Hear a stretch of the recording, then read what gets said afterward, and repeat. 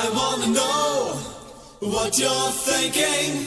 There are some things you can't hide. I wanna know what you're feeling. Tell me what's on your mind.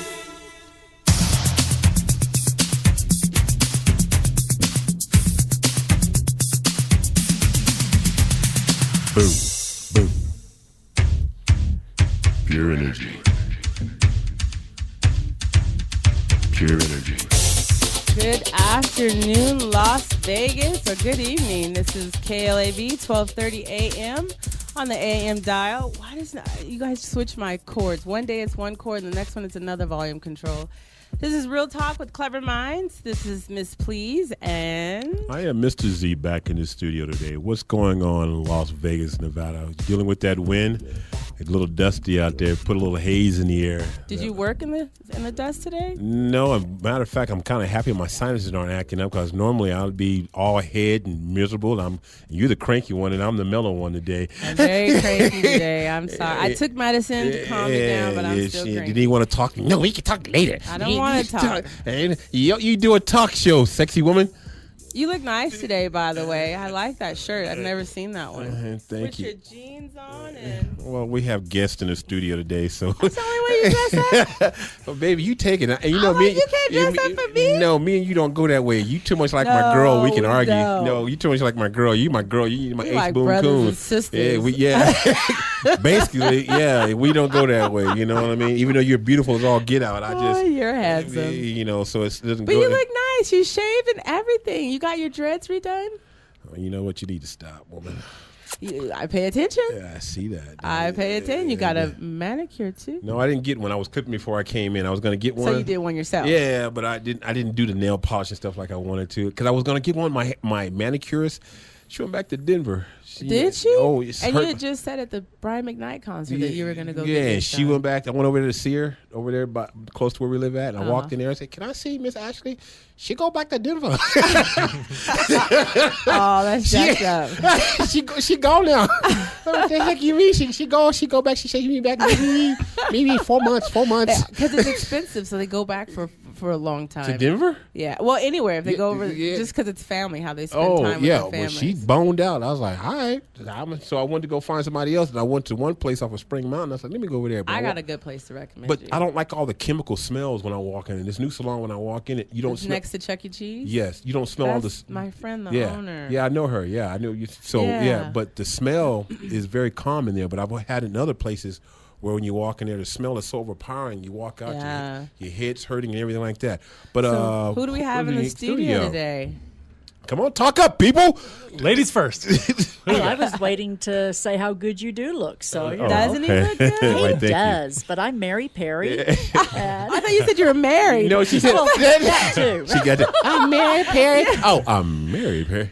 But I am Mary Perry, and I appreciate y'all inviting me here tonight. Thank you. And you're here because share with our listeners. Oh, wait. Hold on. I wrote this stuff down. We have Mary Perry, who's running for judge in Department L. Correct. For, what is it? L? Come on. L is family court. And I'm wanting to become one of those lucky family court judges. L who for helps lucky. People. Yes, L for lucky. Yes, because I'm thinking S. I'm looking at Jason. I'm like, S for Stoefel. What does L mean? Yes, and you were recently endorsed by the Senior United. Yes, ma'am. And you recently did a kickoff party in January. And I love your banner, how it says experience counts because you're a vet and you've got 13 years in the judicial system. I did my homework. I have 13 years in the legal system. I've practiced family law for 12 years. That's not But the experience I have is life. You know, Oh, okay. I like That's that. even more. Yeah, I love and it. the reason why it's only been in the last 13 years, and I'm 50 years old. So what have I done with the rest of my life? I've worked those minimum wage jobs. I know how hard it is to raise a family on minimum. You know. So I'm going to ask you, and I ask everyone, and Jason can contest to this, my favorite questions for everyone that is running for a position in the family law courtroom. Okay. Do you have a family? Yes, I do. Do you have children? Yes, well, she's not a child Grandchildren? anymore. She's 31. And I have a 9-year-old grandson. Okay, so you understand and you've seen what it takes to raise a child Yes. and some of the things that you go through Yes. that go against book principle. but it's... You got to use common sense on those stuff. I mean, it's like I tell people when I give presentations. I know what it's like to try to raise a family on minimum wage. Yes. You know, it's hard to do, and when you've got a judge who's not, you know, they've gone from high school to college to law school and into a $60,000 a year job, they don't understand real people. They really don't. I mean, Ms. Please is... I mean, she's gotten me to understand a lot of different aspects of the questions that you ask. And Jason, I'm not sure if you can concur with this or not, but we've talked about it before. Education doesn't mean you're smart. That's correct. No, that's true. The best example would be if you're driving on, I-15, whatever, and get a flat tire, and you're not a mechanic. You could have a PhD. I don't know how to change a tire. I Are do. you making fun of me? Not at all. If you want, I'll try to do one in the parking lot here. But I'll tell you what. When I was 16 years old, I said, "This is a life skill. Right. You can learn it from a book, whatever. But someone show me." My dad just said, "You can learn." So this is one of the things that you can do. Sure, you can read a book to learn how to change a tire, but life experience by doing it. So then, whenever I had to change a tire, I didn't. I had that book. What did it say? I knew how to do it because I've done it before. I love experience. I look at those that that's not me. I look at those that the baby boomers and anyone that's doing well and they've been VPs or CEOs or judges even, right, or lifetime attorneys. It's everyone has experience, and a lot of people didn't go to college to make it and climb up the ladder. They just, like you said, had experience. Well, my husband, talking about experience, he rebuilds muscle cars. I love it. And I love it when he gets in there and the passion he shows for what he does. Mm-hmm. And that's what it takes, is having passion for what it is that you do. If you love what you do, it shows. Well, I agree with that also too as well. But I found that some judges, Mr. Ochoa, is incompetent. Okay. But we're not going to have Ochoa horse beating day today, okay? But sometimes you can be too passionate and not really see the clear picture. Does that make sense? So you move from passion to OCD? Yes. Well, I've seen some judges find the balance. Well, we were talking about one of the particular judges in the green room. All right, mm-hmm. I'm sure he's very passionate, but sometimes you get over passionate, you lose focus on what the true aspect of the court hearing and proceedings are about. Is that even considered passion, though? I think it becomes narcissistic, doesn't it? I'm not sure if it's narcissistic, but you've got some people who will bring other parts of their life into it. We've got one judge who is a marriage therapist. I can't even think of the title now. Oh, MFT. Yeah, MFT. and she brings that into her decisions, and it can tell because she wants to be more of a therapist and let's keep everybody together, no matter what sort of harm it can do. Well, I think that's positive, though, because you look at some of the judges that are in there, and they're just like, iron hand without the velvet glove. Remember, we spoke with a lady at Stoffel's agreement, and she said something that kind of threw me and Miss Please back a little bit. That me and Miss Please were more asking if there could be a little bit more unified aspect in family court, mm-hmm. and the lady told us that this never going to be a cohesive. Going to be a word cohesive. Because it's a big gray area. That's a playground for lawyers. So, are you a gray area lawyer, or want to be a gray area judge, or what is your strong suit that you want to bring a little bit more unity to the aspect of family court? Can I add to that before you answer?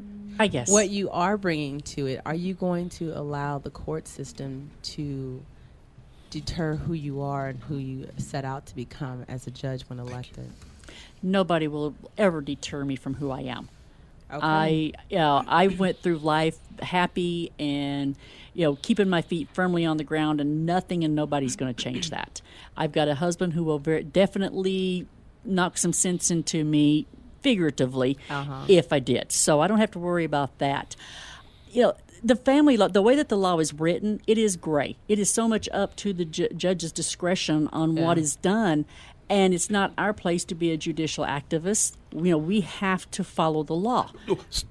Now, we met another guy that said that that's not true because he uses religion, he uses values, principles, his upbringing. He brings a lot, and there's nothing wrong with anyone's opinion or belief about this. So, our listeners, I don't want you to think that I'm judging anyone. It's just that, when you want people to vote, they need to know what they're voting for and to understand the whole dynamic instead of part of the picture. Yeah. Well, my religion should never enter into a decision that I make. my political stance on something should never enter into a decision. The law is the law. If I was running for the Nevada Supreme Court, then yes, then I'll everything that I think of is because that's who makes the law. As a district court judge, I'm going to be deciding on what the law already is. Seeing that, what we were told, you can correct me if I'm wrong, is that, if you're an example, just because one of my good friends is also, he's Mormon, and a lot of, in the religion, that's a heavy bearance on their decisions about gay marriages, the marijuana laws that are coming out. It kind of makes them hard to sway towards, well, maybe this could be okay. No, I don't think that it's going to be okay because I have these religious beliefs. Is that? Your religion should never go into it. Yes, it should. No, it shouldn't. Well, here's why I say it should. If I'm a satanic worshiper, Oh, then okay. That's, okay. The other end of the spectrum. She went way over there. Torpedo. You did. I'm sorry, what you call me? If you want to worship dogs and sheep and goats and want to bring in the family court, no, we ain't hearing that. But okay, You opened the door. I know I did, Yes. but the only reason why I say some things why religion does have some aspects of play in it, because you have a father and you have a mother, and they might come, especially in America.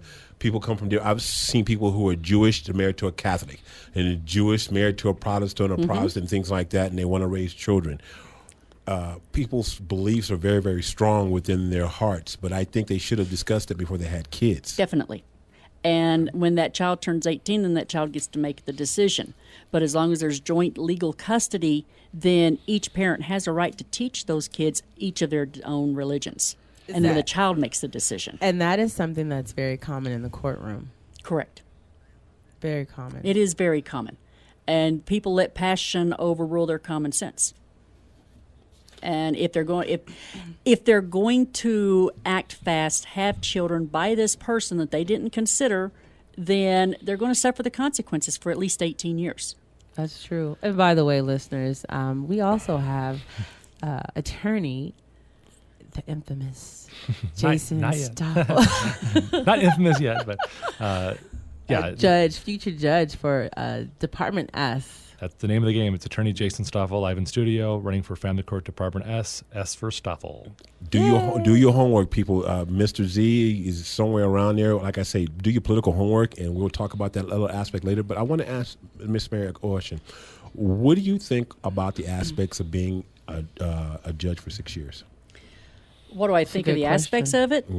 Well, then I am prepared to do it whether I like it or not, and I am prepared to make sure that I am fair, that I bring common sense to the bench, and that I do a very thorough job on making sure I read everything before I get on the bench.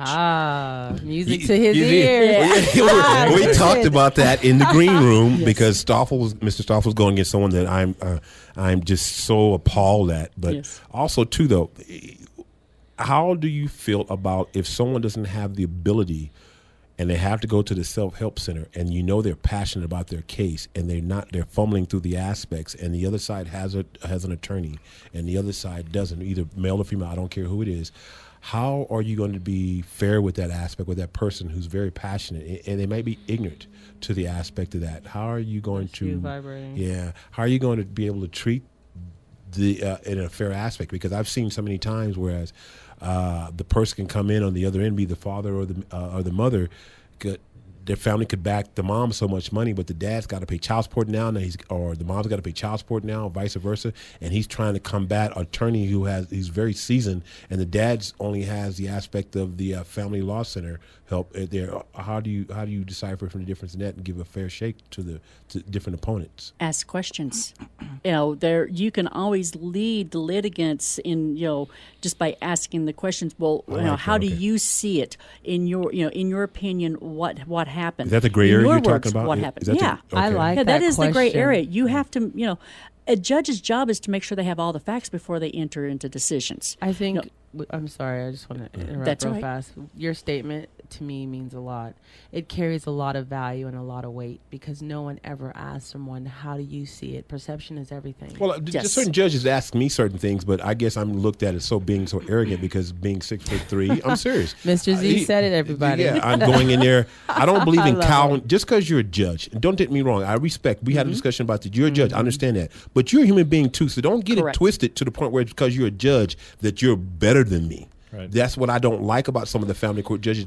They quote, they hear so many cases, and all of a sudden now it becomes mundane to them. They just want to get through it, so quickly when they're dealing with people's lives. Yes. You say that quite a bit about the judges. They act like they're above They do. the client. How do you, all of three of you, or what do you recommend to our listeners how to approach that situation? Because it's not ever going to be a win-win situation, given that we're the little man. Yeah.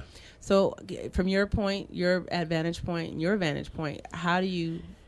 If you have a judge and especially if you're an improper person and that judge isn't listening to you or isn't willing to listen to your side, make sure you put some sort of objection on the record that, hey, look, I would like to be heard too. You're the judge. You should be listening to me also. And then do everything you can, including standing on a street corner showing some sexy legs to try to get some money up to appeal the decision if you don't like the decision. So is it all about money? Yeah, though? you see, but Unfortunately, it is Yes. because there's not a lot of attorneys out there that will do an appeal pro bono. Because they're so time consuming, expensive. There are some, but not a lot of them will do it. But think about this, though. By the time I thought about it before we came in, say I want to appeal something. By the time the Supreme Court here, my kids could be freaking grown. Yeah. Well, that's True. Yeah. You know what I mean? Yeah. I mean, it's case sensitive to the point where I'm dealing with some stuff now, and Jason said the same thing. Well, you can appeal it. Okay, by the time I appeal it, and then my daughter or my son say they're 6 or 7 years old, and by the time they're 13 or 14, but before anything, by that time the damage is already done. Well, a lot of the family cases, they're fast tracking it, and then of course they've got this ballot question on whether or not we can have an appellate court. And I'm hoping everybody will vote for the appellate court. We really need Please it. educate us on that aspect. The appellate court, what it is that it's for these minor questions because anything that is appealed must be heard by the Supreme Court. And this is prisoners who don't like the food they had yesterday or the color of their coveralls that they're having to wear. And the Supreme Court is having to deal with that. And also DMV appeals as Yes, well. DMV appeals. Right. So all of those cases that will not ever make law gets pushed back down to the appellate court. It's not going to cost the taxpayers any more money because the Supreme Court is going to be using the money in which they already receive. So it's not going to create any more money for anyone else. So this is something that is really needed, and it will cut the number of cases for each of the justices by a lot. So I have a question. I've always thought that many people give up in court because it's so time consuming. Is this a tactic that the courts use or attorneys use? Because I've seen this in marriage cases or divorce cases. If we just keep buying time or keep appealing, eventually you run out of money or you get frustrated and you'll just give up. And a lot of times people lose. Well, a lot of it is the attorneys. This is the way the attorneys make their living. If they can stretch it out, they get to charge an hourly fee, just that much more, and it goes on and on and on, and the more money that they get. This is KLAV, 1230 a.m. I'm over here with the beautiful lady, Miss Please, and we have two guests in the studio today, and the lovely lady would like to go first. Can you tell us who you are and who you're running against, please? My name is Mary Perry, and I'm running for Family Court Judge Department L. The sitting judge is Jennifer Elliott. Okay. What do you think about Miss Elliott? Personally? Yeah, I want to hear it. Straightforward. Personally, I think she's a really good person. She's been sitting on the bench for 12 years, and in the last 3 years, her whole attitude has changed. She's got to where she is giving children trying to give children back to mothers who's facing felony child abuse charges. Wow. She wants to have an evidentiary hearing, and this can be Googled. Google her name, and it's a Reno News Channel 4 has the story. When it got out and started getting public, she sealed the case and placed a gag order so nobody could talk about it. Oh, okay. Back last Last year, she ordered a gentleman to wear a scram bracelet. What the scram bracelet does is it determines what the blood alcohol content is for someone who drinks a lot of alcohol. It feels it, it senses it through the skin. Here's the thing, when you said that also, too, though, and I've been in family court, Miss, please, and I'm not scared about telling anybody asking about me. I mean, the thing about my slogan is that I have a past, but Las Vegas, Nevada is my future. And I used to go in family court, and sometimes just because the other opposite party can say he drinks a lot, and they made me take a lot of tests, right? They never found anything on me, and to the point where they quit wasting their taxpayers' money because they're like, well, he doesn't do drugs. Oh, he gets high or he does drugs, and I kept going. And one judge told me basically, you better leave here right after court and go do your thing, and and it came back. Nothing's in my system. Of course nothing's in my system because I don't drink and I don't do drugs. Well, this gentleman did. He was picking his children up with a 0.15 blood alcohol content, and the scram bracelet proved it. So what did the judge do? What did she do? Kids. She gave him joint physical custody and changed the pickup time so that the mother could not monitor when he was drunk picking up the kids. Are you serious? I'm serious. That's child endangerment. Yes, it is. But she's the marriage family therapist. So she's trying to keep the kids and everything together at all costs.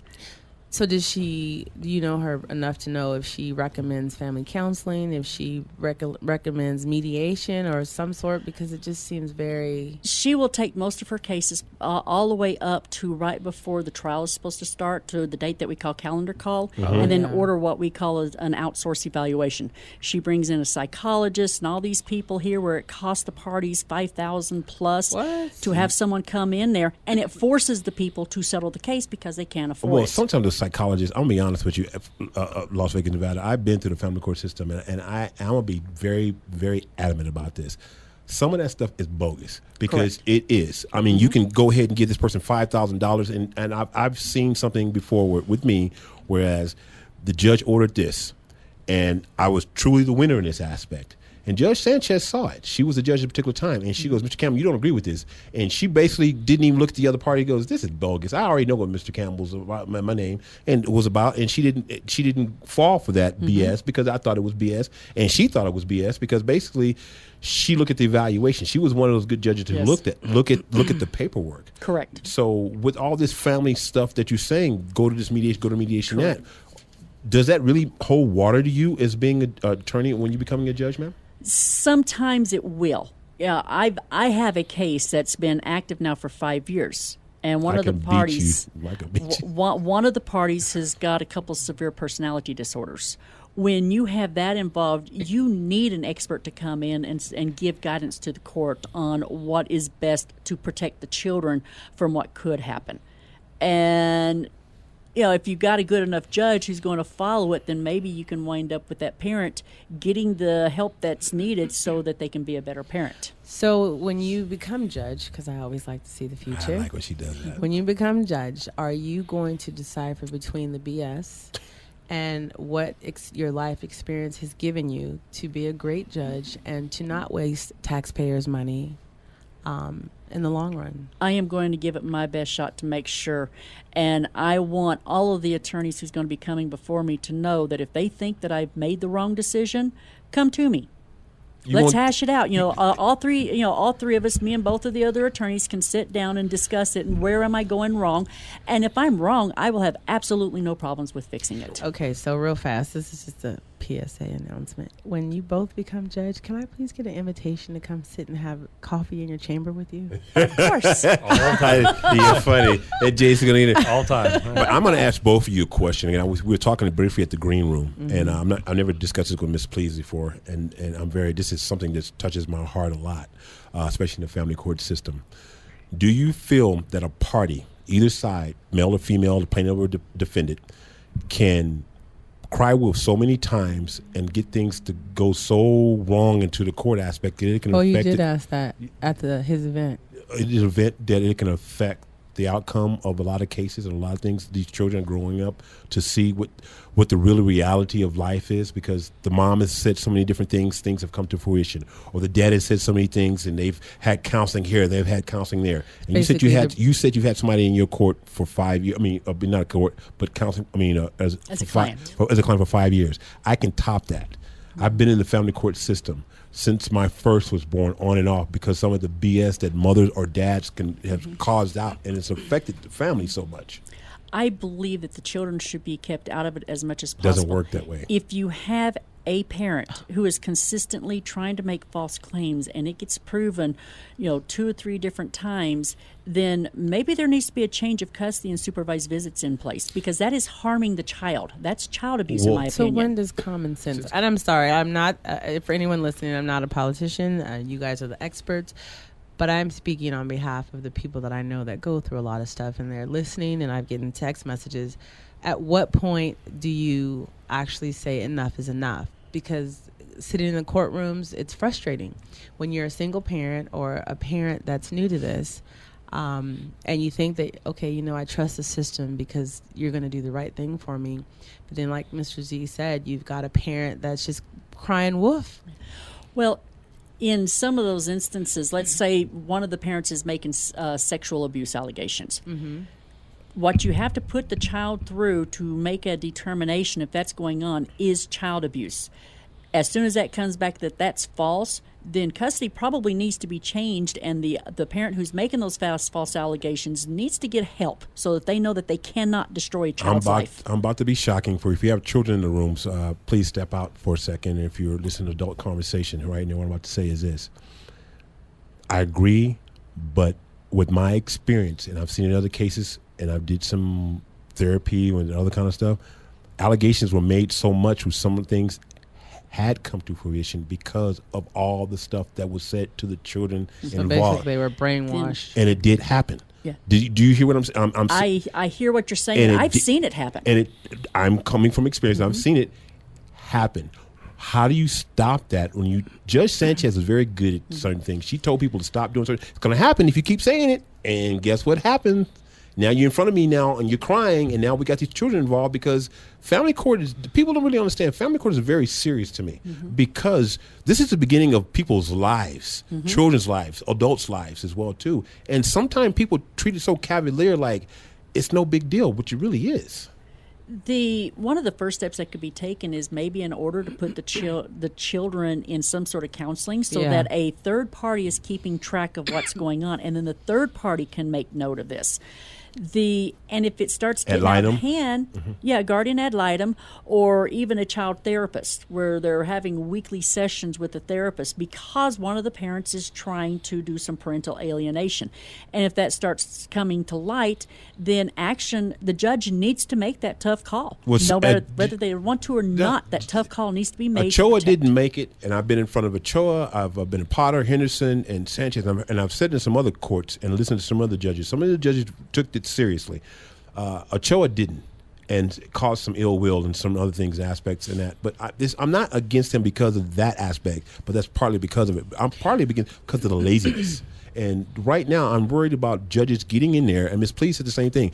If you don't have a family, but sometimes Jason has had a family briefly. We won't talk about that, but he's had a family briefly. So he has a pass on that aspect. But sometimes these judges don't really realize when you're dealing. It's not just I got you in front of me for 20 minutes. The next thing, I don't see you anymore. Do you feel that when you become judge that I don't want you to take your work home with you, but you're probably going to have to? Are you going to do like follow up? Can you do follow up on what's going on if you don't hear from anybody anymore? Do you just call it a day? The courts usually request that by calendar, don't they? Well, there's some cases where you can set a status check and have the people come back in 30, 60, 90 days or something like that. The parents can do motions. I have got the fortunate ability is I've got a memory of an elephant. So most of the time, if I've heard something, I'm not going to forget it when we go in the next time. And hopefully I'll be taking good enough notes to where I'm going to be able to refresh my memory in an instant. And one thing, I'll just jump right in. I think being a judge, there are 6-year terms. It's a 6-year job interview. If you're not doing your job in 6 years, please get voted out of office. Yes. Or don't get reelected, or don't even run. Don't even run. That's a good thing. Do your political homework. That's what I keep telling her about. Yes, Miss, please. Before we go, because we have one more interview to bring on. Before we go, can you share, Mary, with our listeners, what do you want the listeners to remember about you when it comes to election time? That I'm going to understand what they are going through. Not every attorney judge out there has gone straight from high school to college to law school to a $60,000 a year job. job. I went from high school to having a baby, then getting married, joining the Air Force, working minimum wage jobs, and actually living life before I went into the law. So I know what the people are going through.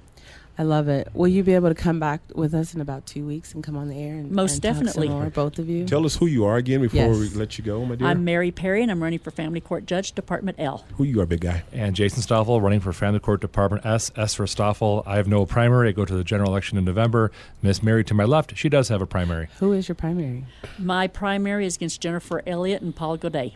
Oh, so you only have 2 people. Yes, You're there's good. only 2 other people and myself, so we're I gonna- do have a primary. you're- June 10th, vote Mary Perry. Yeah, I love it. Like I say, do the political homework, folks. Also, we have a Leslie Cohen. She's assembly person in District 29. I'm going to be having her on hopefully really soon. She came and knocked on the door. She's in our district over there, and she was appointed. She didn't get elected, so this time she's up for election, and I'm going to do a little homework on her.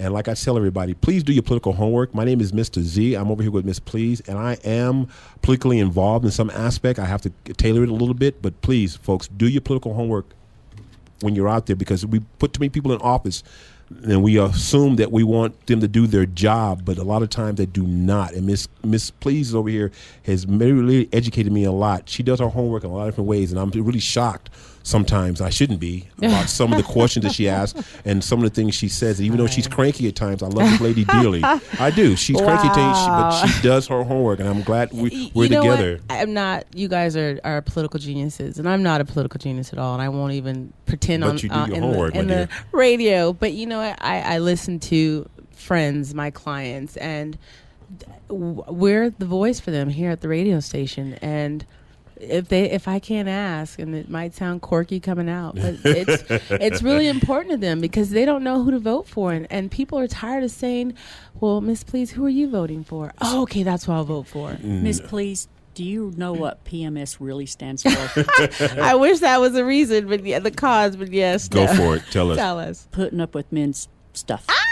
Can we say that on the air? I said stuff. Folks, well, this is KLAV 1230. This is Real Talk with Clever Minds, and we just had some real talk with our candidates.